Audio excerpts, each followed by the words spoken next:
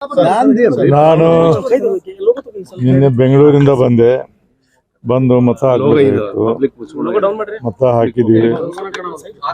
ಇವತ್ತಿನ ತೀರ್ಮಾನಗಳಲ್ಲಿ ಬಹಳಷ್ಟು ಜನ ಬೆಂಗಳೂರಲ್ಲಿ ನಾವು ನೋಡಿದ್ವಿ. ಬೆಂಗಳೂರಾಗ ವೋಟಿಂಗ್ ನಡೆದಾಗ ಇದಕ್ಕೆ ನಾನು ತಲೆಯೊಳಗೆ ನನಗೆ ಏನು ಬರೋದಿದೆ ಅಂದ್ರೆ, ಈ ದೇಶದಲ್ಲಿ ಎಲೆಕ್ಷನ್ ಕಮಿಷನರು ಬೇಕಾದಷ್ಟು ಸುಧಾರಣೆ ಮಾಡ್ತಾರೆ, ಕಡ್ಡಾಯ ಮತದಾನ ಯಾಕೆ ಮಾಡಬಾರ್ದು ಅಂತ ನನ್ನ ತಲೆ ಬರುತ್ತೆ. ಬೆಂಗಳೂರಾಗ ನೋಡಿದ ನಂತರ ಸೂಟಿಯಾಗಿ ಎಲ್ಲರೂ ಎಲ್ಲೇ ಹೋಗ್ಬಿಡ್ತಾರೆ. ಇದಾಗಬಾರ್ದು. ಪ್ರತಿಯೊಬ್ಬರು ವೋಟ್ ಹಾಕಿ ಜನಪ್ರತಿನಿಧಿಗಳು ಆರಿಸಿ ಕಳಿಸುವಂಥ ವ್ಯವಸ್ಥೆ ಮಾಡಿ. ಎಷ್ಟೋ ಜನ ಯಾರಿಗೆ ವೋಟ್ ಹಾಕ್ಬೇಕಂತಿರ್ತಾರೆ, ಅವರು ತಪ್ಪಿಸಿದರೆ ಅವ್ರಿಗೆ ಎಷ್ಟು ಸರಿ ಅನ್ಯಾಯ ಆಗ್ತದೆ. ಆ ರೀತಿ ಆಗಬಾರ್ದು. ಅದಕ್ಕೆ ಈ ನಮ್ಮ ಇಡೀ ಜಗತ್ತಿನಲ್ಲಿ ಪ್ರಜಾಪ್ರಭುತ್ವ ಇದ್ದಂಥ ನಮ್ಮ ದೇಶದಲ್ಲಿ ವೋಟಿನ ಮುಖಾಂತರ ಜನಪ್ರತಿನಿಧಿ ಆರಿಸಿ ದೇಶಕ್ಕೆ ಒಳ್ಳೇದು ಮಾಡುವಂಥ ಕೆಲಸವನ್ನು ಮಾಡಬೇಕು. ಕಲ್ತವರು ತಿಳಿದವರು ವೋಟ್ ಹಾಕೋದು ಕಡಿಮೆ, ಅದು ತಪ್ಪಬೇಕು.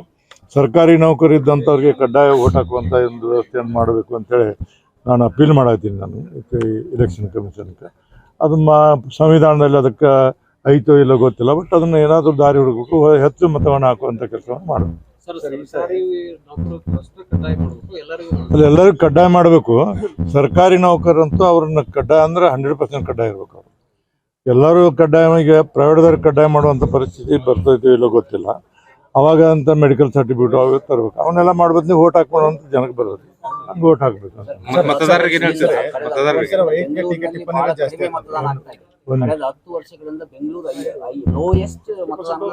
ಈ ಸರಿ 51%.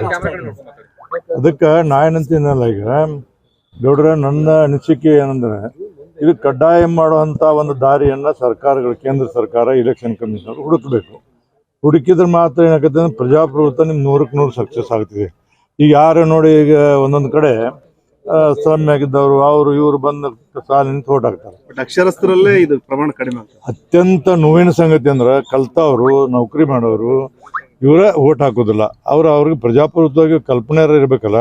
ನಾವು ಪ್ರಜಾಪ್ರಭುತ್ವದ ಜಗತ್ತಿನಲ್ಲಿ ಬಾಳ್ತೀವಿ, ಪ್ರಜಾಪ್ರಭುತ್ವದಲ್ಲಿ ಇದ್ದಲ್ಲಿ ನಾವೆಲ್ಲ ನೌಕರಿ ಮಾಡ್ತೀವಿ ಅನ್ನೋಂಥ ಭಾವನೆ ಎಲ್ಲರಿಗೂ ಬರಬೇಕು. ಹಾಗಾದ್ರೆ ಮಾತ್ರ ಪ್ರಜಾಪ್ರಭುತ್ವ ಏನಾಗುತ್ತೆ ಅಂದ್ರೆ ಒಳ್ಳೇದಾಗ್ತಿದೆ ಅನ್ನೋದು 100ಕ್ಕೆ 100 ಎಲ್ಲ. ಈಗ ನೋಡ್ರಿ, ನಾ ಭಾಳ ಸರಿ ಹೇಳೀನಿ, ಎಲ್ಲಿವರೆಗೆ ನೀವು ದುಡ್ಡು ಕೊಟ್ಟ ವೋಟ್ ಹಾಕೋರು, ದುಡ್ಡು ತೊಗೊಂಡು ವೋಟ್ ಹಾಕೋರು ಇದ್ರೆ ಪ್ರಜಾಪ್ರಭುತ್ವ ಏನಾಗ್ತದೆ ಹೇಳಿ ನೋಡು. ಇದು ಅಂದ್ರೆ ವ್ಯಕ್ತಿ ಏನೇ ಕೆಲಸ ಮಾಡಿದ್ರೆ ಕೆಲ್ಸಕ್ಕೆ ಗೌರವ ಇಲ್ಲ ಅನ್ನುವಂಥ ಸ್ಥಿತಿ ಬರ್ತೈತಿ.